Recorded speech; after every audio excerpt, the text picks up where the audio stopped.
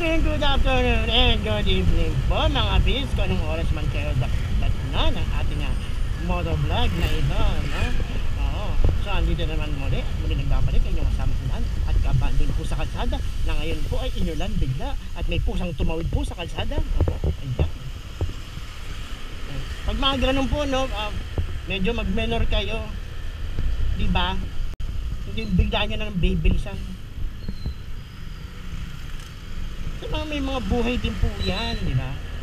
Oo naman. Kayo naman. Kayo kaya biglang yung tatawid kayo, tapos biglang may pahulutin na sasakyan, tapos bubungin na kayo, di ba? Parang, ban kayo mga pips? Para naman kayo hindi tao niyan. Pag mga ganun, medyo mag-menor tayo. Bagalan kung ayaw yung menor, kung hindi ko maintindihan yung salitang menor, magbagal, di ba? Magbagal, ganun lang po.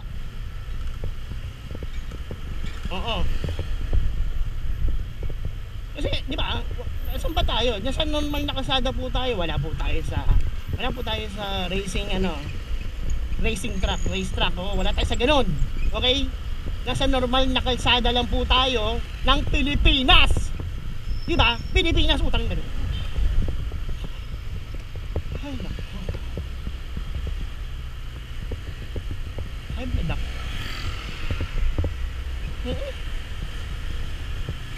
Ang dami ko kasi minsan nakikita mga na aso, pusa, diba? Nakakaawa sila. Nakakaawa po, okay? Yung wala silang kaalam-alam na yung kamatayan na nila yung sasalubong sa kanila. Ay, may mga ganyan, kita mo? Yung tao nga, tumitigil tayo di ba? Minsan tumitigil, minsan nagbabagal, di ba? Ano naman yung mga tumatawid na hayop, di ba? Naman. Patawirin nyo, di ba? O kung hindi makatawid, dandanin nyo na lang. Kasi, di ba? Nakakasakit ng kalooban. Ba naman?